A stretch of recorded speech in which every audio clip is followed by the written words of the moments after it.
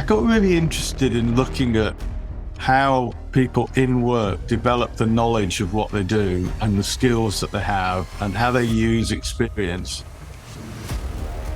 It is jack of all trades, master of none, and it's converse. It's master of a few related things, maybe, drawing insights from each of those to support the others.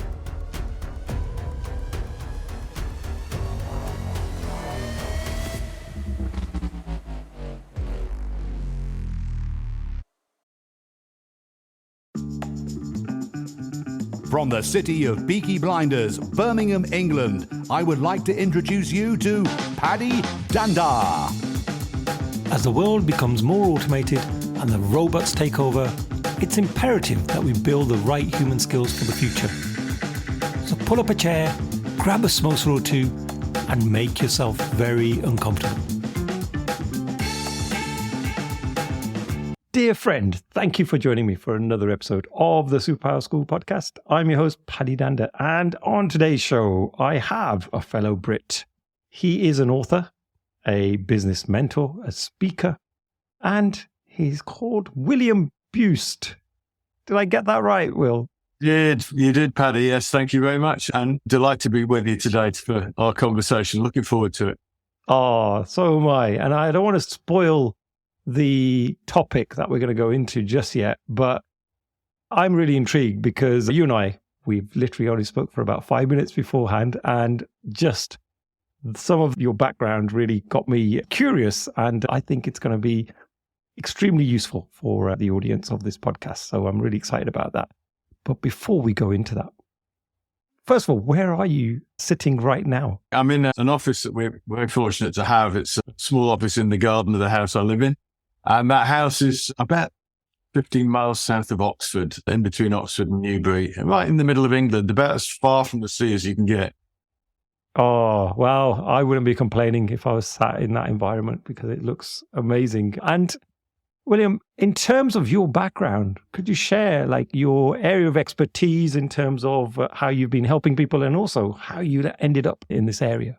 Yeah, of course. I started my career, I left university, and I guess like quite a few people, I left university without really having a clear idea of where I was going to take a career. Some people are very fortunate. They fall into the thing they love and they know from day one what they're going to do. And I wasn't one of those. And I ended up in the insurance industry. So I had a career in insurance. I was an underwriter. The underwriters are the people who work out how much to charge for something that hasn't happened yet. It's an easy way to describe it. And I was in the industry for about 21 years. And towards the end of it, I was working a lot with project teams and leading project teams. So there's a lot of kind of the leadership stuff that we maybe will come on and talk about happening there. And I got really interested in looking at how people in work develop the knowledge of what they do and the skills that they have and how they use experience. And in 2004, I set up my own business and started working with small business owners to bring some of that thinking to help them develop strategies and to think about how they wanted to, as I call it, build better business. And I carried on being curious about that way people learn. And that led me to think about what I call these days intentional mastery. And I'll split that into the two halves. So first of all, the mastery bit. That's about how people go from knowing very little about a topic. If you're wanting to learn to code a computer, you've got to understand the computer languages, and you may know none of them. First of all, you look for knowledge and you learn about the different types of languages and what they do. You then go on as a novice, you start writing code, but that's likely not to work very well to begin with because you haven't got that much experience or skill at it. So those novices, as I call them, they're searching for skill development. And when they've got that, they become practitioners, people who can do what they do really well. But again, to use computer language as an example, they maybe code really well in one language, but they can't yet transfer that insight, that knowledge into a different language. In my day, I learned a little bit of coding on a thing called COBOL, which you may remember a long time ago. Nowadays, there's a whole host of different languages, and I don't know pretty much any of them, which is fabulous. But then from that practitioner level, people go on, they build experience and they become an expert and they become that person that we know, they really know their topic. Well, I think there's another stage, and that last stage is the step towards mastery. And that's that when somebody arrives in the room who really knows a subject inside out, a great depth, can answer any question, is never phased, have got experience across a wide range of stuff. And importantly, I think they have insights into not just that topic, but how to share it with others, how to see the benefits of it. They can talk with equal comfort to somebody who knows absolutely nothing about their topic, as well as somebody who is already an expert, and they just stand out in their market. So that's the mastery bit. I think the other thing, and the reason why the book that I wrote is called Intentional Mastery, is because I don't think you can make that shift from practitioner to expert to master unless you are completely deliberate about it. You make a conscious effort to become the best person in the world, perhaps, at the thing that you do. And I've seen business people, good practitioners, run great businesses successfully. They're just a kind of run-of-the-mill business. They're another insert name of business here, another accountant, another computer agency, another marketing agency. But there's a few who say, no, that's not enough. I need to stand out. I need to be really at the top of their game. And they take those intentional steps. And then you get the businesses that really thrive in their niche. And they might be quite small. They're just serving a very particular niche area. Or they might be successful in the sense of growing and employing lots of people and becoming internationally known. So that building better business part of what I talk about is really the better bit is down to the business owner and what is better for them. There is no universal definition of what's better for everybody, I don't think. Oh, that gives me some really good insight then into your kind of specialist subject. And in your experience, I'm sure you've worked with many different people. Are we in a state where people are successfully getting to this level of a mastery, or are you finding that actually it's only a handful of people that are achieving this? I think there's some places where you can see mastery very clearly and very obviously. The simplest example of that is in sport, because we see Premiership footballers on the television if we watch Match of the Day, or we're just in the middle of summer in 2023 and England just drew the cricket, and there was some fabulous cricket played as well in the Ashes series. These are people who really are at the top of their game and what I would call the masters of what they do. And they're very easy to spot. I think they're much harder to spot in business, particularly if you've got some masters who are within a big business that itself perhaps isn't yet masterful, but the people within it are. I think there are diminishing numbers. There's an army of practitioners. Most of the people who are working are practitioners at what they do. A few will go on and become experts, but a reasonably high proportion. It's that intentionality piece, I think, gets in the way of people thinking I can really thrive here, really put down a marker as being the only person who does what I do this way. And I think that's an important part of it. It becomes part of who we are as individuals as much as it is what we do as an individual. You see it too. There are other areas where I think it's a little bit more obvious in healthcare. If you have the need for some serious healthcare, and I hope none of your listeners do, but if they do, they go to a specialist. You seek out the expert or the master of that area. And you see it in the law too. You hear these big cases with difficult challenges being talked at through the courts, and there'll be a few people whose names keep coming back as the lawyers that are representing those people. And that's because they are the masters of that bit of the law. But what you won't find is somebody who's good at copyright law taking on a VAT tribunal case, because it's not their area of mastery. Their area was contract law. So that's where they stick. Yeah, the phrase that comes to mind is the one about jack of all trades, master of none is sometimes used. And when I coach and train people in my day-to-day job, which is helping tech teams build products and services, something that we often talk about is T-shaped skills, and talking about this kind of having a breadth of skills along, that's the top of the T, and then having a deep understanding of maybe one or two things. In your opinion, to really attain this level of mastery, should we be focused on just one thing? Or could someone who's passionate about multiple things be a master in all of those? A really interesting question. And I like the T-shaped model. It's that kind of mile wide and an inch deep, or an inch wide and a mile deep. And which are you going to choose? There is definitely a place for generalists, people who know a wide range of things and can do them practically. It's why I call them practitioners. Can do all of those things practically, reasonably well. And that's great. I think you can certainly be master of more than one thing. As a hobby, I've been a photographer for most of my life. I find bits of what I do as a photographer, I'm no master at it, but getting reasonably competent with a camera and producing some lovely images from time to time. But what I find is that I'm getting insight from framing a picture that I'm then thinking about working with one of my clients. I'll think about what picture is their business painting? What are people seeing from that business? How are they framing it?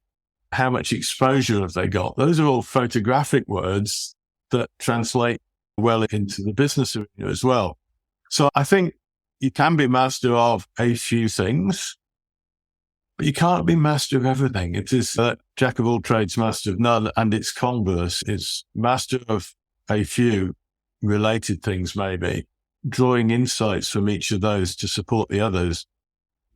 It's very unlikely you could be a master builder and a master of violin and a master at football. We don't see sports people being masters of multiple sports. They focus on one. So I think it's a mile deep, but just an inch wide.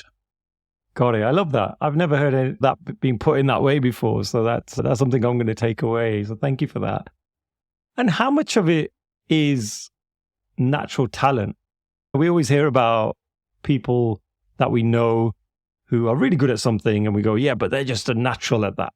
That's something they're just born with. So in some ways, we convince ourselves that we could never be that good because we weren't born with that talent. How much of it is hard work and actual lifelong learning? It's a fascinating area, isn't it? I'm 5'7" and a bit. I'm quite short, really. Probably would never have succeeded as a basketball player, however much I wanted to. I'm just not tall enough. And so there's a constraint there, a physical constraint that I can't get past. I've run marathons, but never at the sort of speed that the marathon runners that win world records do. Could I have run them faster if I put more time and effort in? Yeah, of course I could, without question. As a young man, could I have got to those world record times? I suppose I'll never know, really, but I somehow doubt it. I just think I'm not built that way. So I think there are some things where we look at them and go, yeah, I can never really be the very best at that.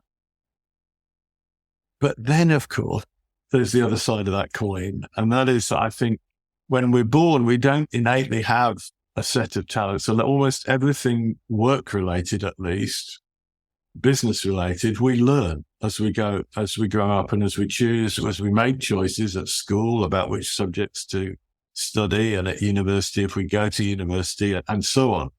So we've got all that choice making along the way that leads us down to a path that says, actually, I'm going to really focus on being an underwriter, as it was in my case. And then what happens is you learn that you get the knowledge, you learn and get the skills and get those honed through experience and trial and error and making mistakes. And that will certainly get anybody, I think, can get to a practitioner of pretty much anything at that practitioner level. Get to expert by putting more time and effort in and narrowing down the width of the field you're studying so that you can go deeper with what's left. Can you get to master? If there are no constraints, no physical constraints, certainly when we think about knowledge type work and the sort of thing that I'm doing, mentoring people, the sort of work that you're doing, I don't think there's anything there to constrain us apart from our own belief in our own ability.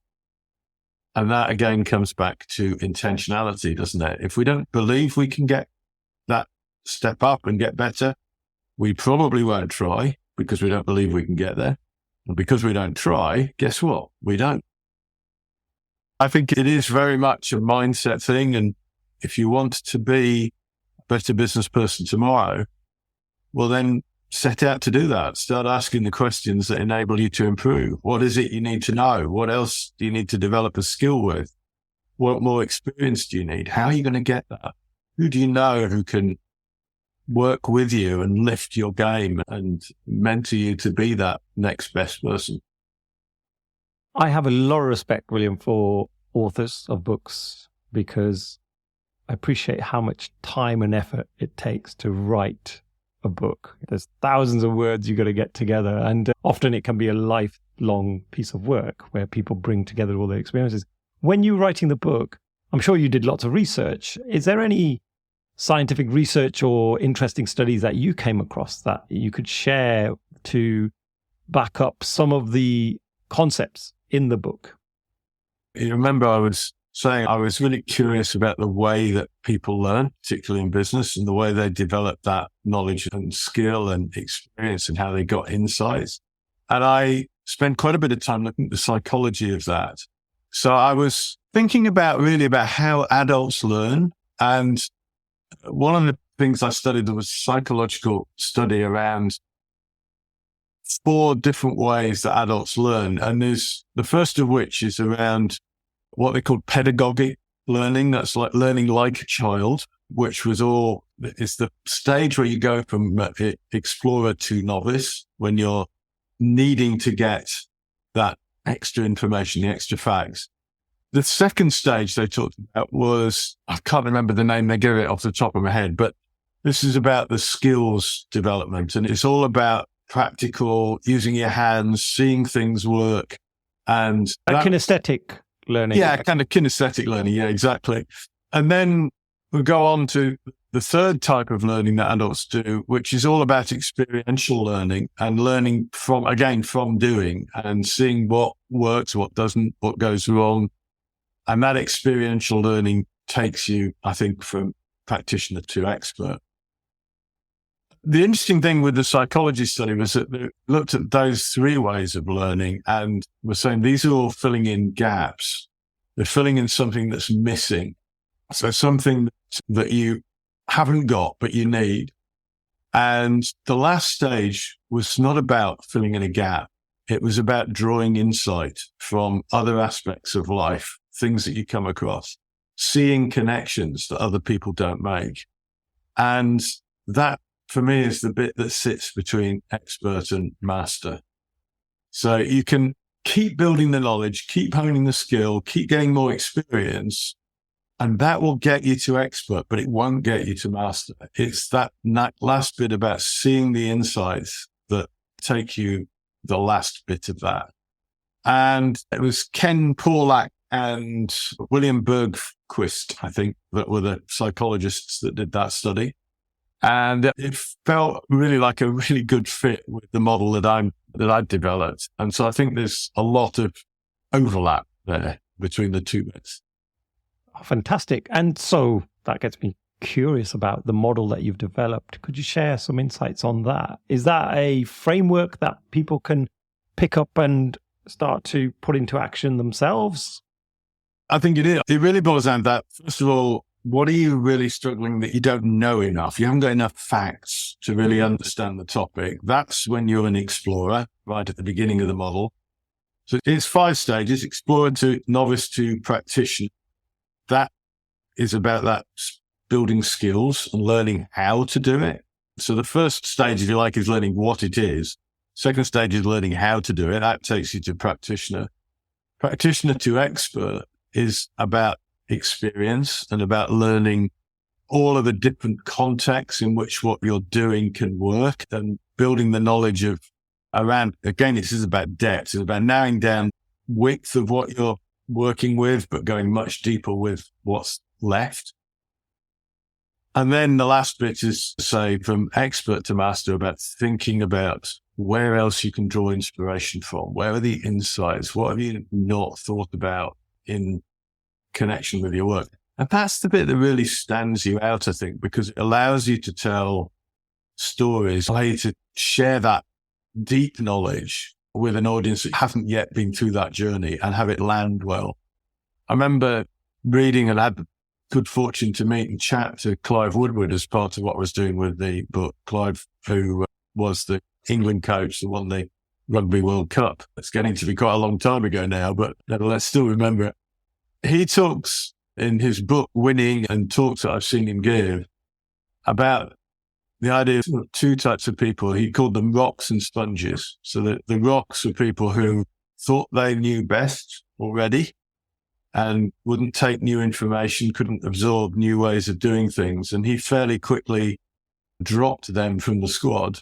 And the sponges, who were hungry for new knowledge and new skill and new insight, who would absorb it and try things out and wanted data. And he was one of the first people to bring really detailed data about the positions on the field, how many yards they'd run in the match, how hard they were working as a team, and using technology to help give them that information, be able to analyze it after the game and look at, why did we lose a point here? Why did we lose a try? What happened? Where were we mispositioned? And so helping to improve it. And that's that intentional piece at work again. And being really determined to find out how you get better and what data you need to do that, what knowledge, what skill, what experience, and what insight. Oh, thank you. I love that analogy as well, the rocks or sponge analogy, which I can think of a few people that I know that would fit into each of those categories. So it's quite interesting how your mind starts visualizing this stuff. And I know there's some people who really try hard at something. I've done it myself. I've thought, right, I'm going to learn this thing. I'm going to try and get really good at it. I read on the topic. I try to practice the skill. But then I find that I'm not making as much progress that I hoped. So are there any pitfalls that we should look out for when we're on this journey towards mastery that you would suggest we avoid? Yeah, I think that's really common, that you start something, you do the reading about it. I'm going to Italy in the spring. Well, I thought I don't really speak much Italian, so I better start learning at least some basic Italian. And I've hit that wall where I don't feel like I'm getting any better. And it's difficult, isn't it? You've got to motivate yourself to drive through that. And I think the reason that happens is because you realize how big that topic is, speaking a language. I've spoken English all my life, and I know maybe certainly a large number of the words that are in the Oxford English Dictionary. There's plenty I don't know as well, but I know enough to get by. I don't know anything like enough of the words in Italian to get by. So I've got to do a lot of knowledge gathering. And that feels like a bit like wading through treacle. But I know there will come a point when suddenly things start to become much easier because they become familiar. And at that point, I can move on again. So the first bit of advice really is, if you're wading through treacle, I think it was Churchill who said, if you're going through hell, keep going, because you want to get out the other side of it. So if you are wading through treacle, keep wading, because if you just stop, you're just left in the treacle. Every time you go back to it, you're still in the treacle and it doesn't feel like things have got better. So keep going, keep at it, but also recognize where you are on the journey. I'm in this knowledge gathering phase. So what I shouldn't try to do right now is to jump ahead and try to be an expert Italian, because that's too big a jump. I need to keep gathering the knowledge so that I can then work on the skill of speaking effectively and conversationally. And I haven't got enough of the knowledge yet to do that. So I've got to just keep learning the vocab. Musicians talk about this a lot. They talk about that great practice isn't about playing pieces. It's about doing scales, because that's about building the skill of playing the instrument in a way that you really know and understand, then you can work on the pieces and get the piece to sound really good, because you're where C sharp is, or D flat, or whatever it is on the keys if it's a piano. And so again, that wading through that early stuff takes a bit of time, but it's worth it. Before we continue, here's a quick word about the sponsors of this show. So you execs have decided to go through a big transformation to change your ways of working. They've restructured the teams, invested in new tools and techniques, but there's one small problem. How do we measure our improvement consistently across the organization without falling into the trap of relying on what we call vanity metrics? Yup, those KPIs that look great on paper, but just aren't very useful. I want to introduce you to Comparative Agility. It's the world's largest continuous improvement platform. They've gathered over 4 million data points from thousands of organizations so that you can benchmark your maturity against the World Index or compare yourself to your industry. They have a wide range of different surveys covering topics such as business agility, psychological safety, DevOps, employee engagement, and many more. What makes these surveys so valuable is that they've been written by respected thought leaders who are experts in their field, such as Mike Cohen from the world of Agile, all the way through to Dr. Amy Edmondson. So whether you're a coach, team manager, or a transformational leader, be sure to check out Comparative Agility to help implement a culture of continuous improvement. Best of all, you can test drive the platform completely free. To find out more, check out the link in the show notes. Now, let's get back to the episode. That's great advice. And actually, the skill I was thinking of was also languages for myself, because I enrolled onto a Spanish speaking class a few years ago with a good friend of mine. And my assumption was, if I do this with a friend, then we can push each other along. The problem was, I think both of us got to hell and then we both ran back the other way, where if one of us had stayed, I think they might have pulled the other one along, but we both decided we couldn't really continue it. I mean, it's a really important point too for people, and maybe people who are listening to us today, who are leading teams of people. If you're looking at your team and thinking, how do I best support them? If you're a Spanish teacher for you and your friend, recognizing you were in that stage where you needed more vocabulary, you needed more understanding about how the verbs work, perhaps when you're thinking about past and future tenses and all those things where we get muddled up easily. If they recognize that's where you are, then they can focus on making that an enjoyable part of the journey for you. But if they think you've got further and start expecting you to hold a conversation with them in Spanish and you can't do it, that just frustrates you. Now, we take that into business. We think about a business challenge. If you're leading a team and you've got somebody who just doesn't have the knowledge to do the job, your job as a leader is to share the knowledge, not to berate them for failing to deliver the output of the skill. And I think the model really helps leaders to do that too, to just think about all your people and where are they on that journey towards mastery in the skills that you need them to have so that the team works effectively. I've seen when leaders do that and start really focusing how they support their team members, the whole team suddenly comes to life and gets excited again. It's fab. Talking about fab. So in your experience, as you've worked with teams and individuals, is there one that really sticks out for you where you were able to help them attain that level of mastery? And could you share some of the insights there? Yeah, of course. There's one that really does stand out. It was a great deal of fun. We had a lot of fun working together as well. And I think that's important. The third section of my book is called Mastering Joy. It's all about making sure that what we're doing is fun along the way.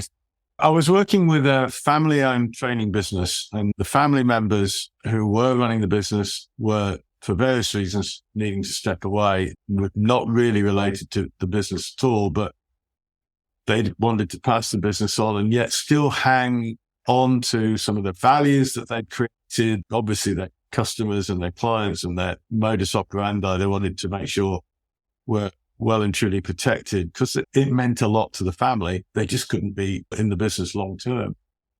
And they'd appointed a new management team to take over the role of running the business day to day. 4 people, some of whom had been in the business for a while, some who were new to the business with very different skills. There were some finance skills, sales, operational skills, and so on amongst the 4 people. And I got involved because they were really a little bit unsure about how to take it forward and achieve all of these different aspects that they all wanted to hold on to. They're keeping the values of the business, and I'll maybe explain why that was important in a minute.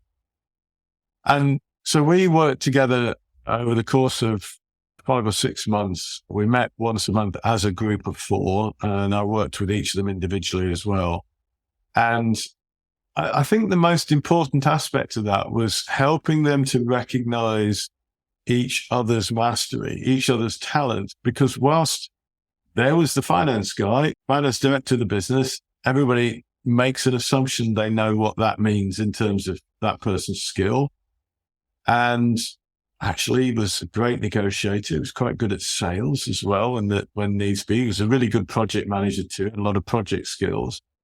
And those weren't necessarily recognized within the job title, within the name. And by working with them closely, they could see all the talents that they had and then draw on them and act synergistically together. So when there was a project, it didn't automatically mean that the project management aspects went to the operational team in the business, because sometimes the finance guy was the best guy to do that.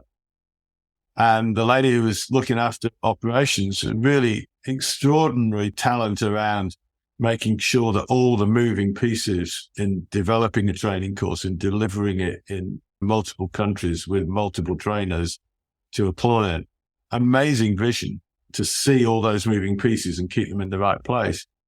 When there were moving pieces elsewhere in the business, they weren't turning to and saying, help us out to make sure we keep our eye on all of these too, until we'd done the work. And then they really stopped thinking about what their job title was and what that meant they should do, and started thinking about what's the best way to get this particular task delivered. And they really were acting as if they were one person rather than as if they were 4 people trying to negotiate the best way through it, because they instinctively knew where the right place for this particular piece was. And that was brilliant to watch. The whole transition business was ultimately sold to another company who have absolutely maintained the values. And the important bit in that was they do a lot of work with a trust fund that they build to help predominantly young people in other parts of the world where training and education is difficult. So they build, for example, they built floating classrooms in Bangladesh, and they've worked in some of the more rundown areas of places like Johannesburg in South Africa, where there's a kind of gang culture and kids find it difficult to get the education they need. And they're busy doing that out of the back of the business from the work they do, training in corporate world and changing lives forever in those places, which is really important stuff, enabled by having the training company that develops the profits to be able to support doing that work, makes a difference to the rest of the world forever. Fabulous stuff. Oh, wow. That's an amazing story. Probably I can understand now why it sticks out so much, just because of the amazing work that they're doing on top of the amazing charity work that they're doing there. That's phenomenal. And I guess, William, from your side, if a client were to come to you and say, hey, we're struggling, we'd like to build our learning, our skill set in this particular capability, how would you engage with them? Is there a way in which you would kick off that engagement? And is there anything there that you can share with us? Yeah, of course. And it's really important, actually, I think, to make sure early on in any relationship around supporting building better business that we, first of all, get a really clear view of where that business is today and what it aspires to. We make sure that's all kept in alignment. I have an audit it's available on the website. It's free to complete. So anybody who's listening who wants to do that would be very welcome. That looks at 5 strategic areas of running a business through the lens of mastery. And so I can help to guide people on where they are on that journey right now and where they should focus to get the best result in the short and the long term. So it's 20 questions. It's a fairly quick to complete, but it doesn't produce automated AI generated report at the end of it. I spend a bit of time looking at the answers and some of the other metadata that I get from the back end of the website, like how long you took to fill in some of the questions, which is quite insightful at times. And I'll also look at things like LinkedIn profiles, so I get a bit of a flavor for the business as well. And then there's a report that will go back to people who fill it in. And if that's of interest, if they think it's hitting the right notes for where they see the issues too, then we should have a conversation. And I'd normally start an engagement with that audit, followed by probably a day spent just talking through those aspirations for the business and where they are now, and listening to the answers and playing back some of what I hear and bringing my experience to bear on what that means. I'm hearing, let's say, for example, sales are a problem, and I'm hearing that you're working 15 hours a day to try to solve that problem and keep everything running. And I look at those two things and start thinking, well, where is the issue? What is it that there's something wrong in the business that's in that situation?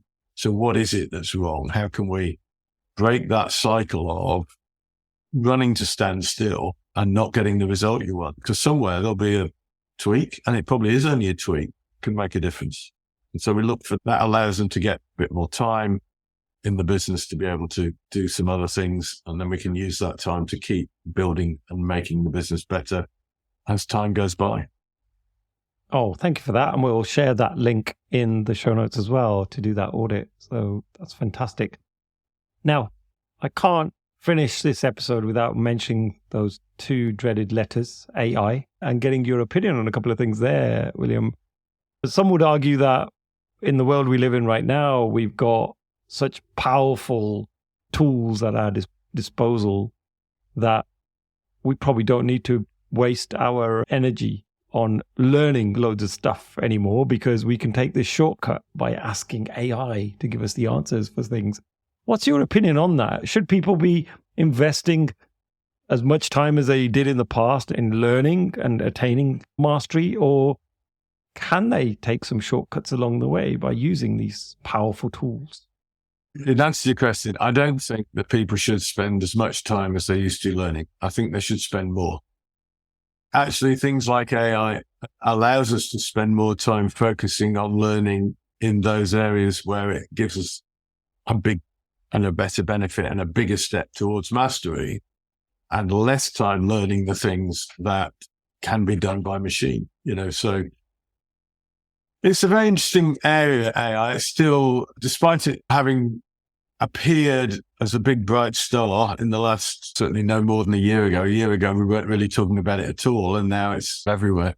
That's partly, I think, because the technology has reached a point where it can be opened to the world, to everybody. Computers have got to the level of power to deliver it.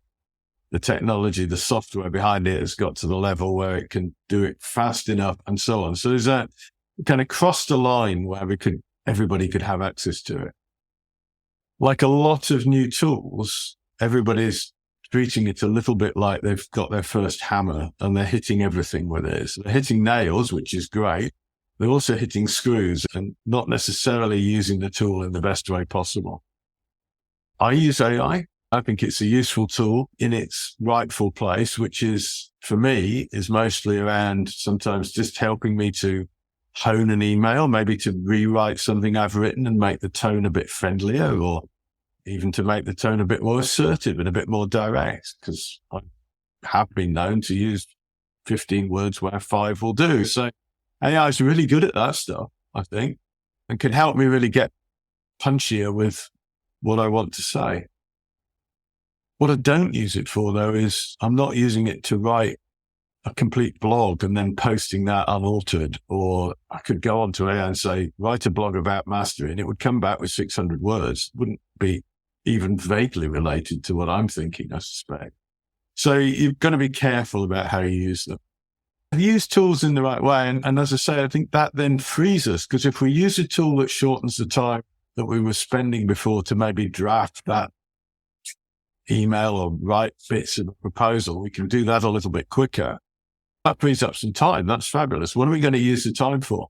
Why not use it to get better at what you do, to get more relevant to your target market, to stand out from that target market by not being another company that does all their landing pages written by AI, but put some heart and soul into what you do that says, this is William Buist speaking, not ChatGPT or whichever AI you're using.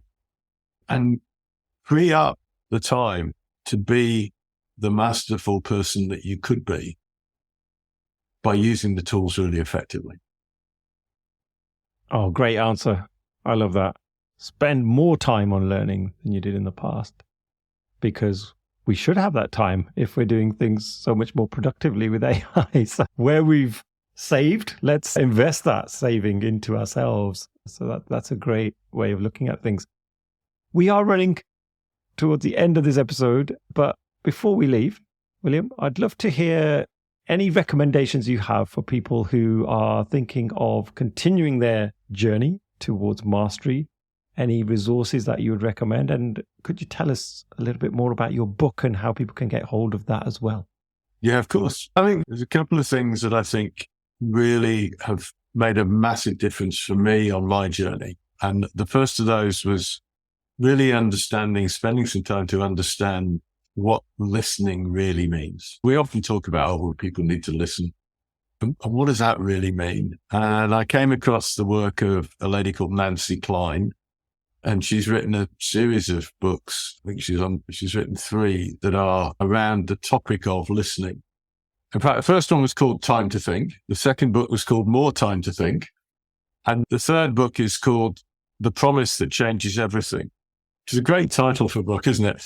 The promise that changes everything fundamentally is, I promise I won't interrupt. And giving people the space to really talk and allow their thinking to develop, and to being a really good listener. And I think the thinking behind all of that has really helped me to become a better leader, better business mentor, all of those things that go with listening. So that's a book I'd recommend, not my book, somebody else's book that I'd recommend. I would, of course, also obviously recommend my book. It's called Intentional Mastery and Step Beyond Your Expertise to Build Better Business. It's in 3 sections, which I've alluded to. The first is about mastery itself, a bit of an explanation of what that is. You've got a flavor for that from this podcast. The middle section is about the really powerful business strategies that those who are masters of their game are employing every day to make their business work really well. And the last part is about mastering joy, which I also mentioned earlier, about making sure that you're focused for yourself on being at your most joyful, your most talented, your most effective at what you do, and being the best person you can be, as well as being the best business person you can be. So after a book, that's available, as they say, at all good bookshops, although many of them might have to order it in. It comes in the next day. It's on Amazon as well. If you'd like a signed copy, then order it from my website and I will pop a signed copy in the post to you. And that's, of course, at williambuist.com. Fantastic. And again, we'll share that link as well for people in the show notes. William, my final question. So if you were looking back at a younger self, a younger William who had really looked forward and thought, what am I going to do with my life? What one big piece of advice would you give yourself, having gone through all the experiences you have now? Yeah, I think there's a couple of things. I tell one of these stories in the book, actually, which is about my relationship with my parents, both of whom unfortunately no longer with us, but various things that I learned from them, and some of which I learned after they had gone, which is a curious gift that my parents left for me, that I discover things after they've gone that I really should have picked up on while they were still alive. The biggest single thing I would have said is never, ever be afraid to ask for help. It's not a sign of weakness. It's a sign of strength. I spent too many years battling through with things I was struggling with because I didn't want to stick my hand up and say, I need a bit of help here. And I think that's the thing that actually my parents were busy trying to tell me and I didn't understand until they'd gone. So yeah, stick your hand up and ask for help if you need it, because your friends, your colleagues, the people around you, they don't want you to fail. They don't want you to do badly. They want to help you. And actually denying them the opportunity when you need the help is a bit daft, isn't it? So stick your hand up, ask for help. Don't be worried about what other people think or think you might not be doing a great job. They'll think you're doing the brave thing and the right thing and asking for the help in the first place. Oh, thank you for sharing that. That's great advice. I often talk about wisdom of crowds and how collectively we have such diverse skills, backgrounds, knowledge. And the more people we can tap into in terms of their knowledge, the more interesting things are, rather than us just trying to battle through on our own. Really, thank you for sharing that. William, it's been a pleasure. I feel like I've become a lot wiser than I had before this conversation. So that's credit to you. And I appreciate you sharing those insights. Yeah. So thank you so much for joining me today. A pleasure. And I really enjoyed the conversation too, Paddy. So thank you very much. Oh, you're welcome.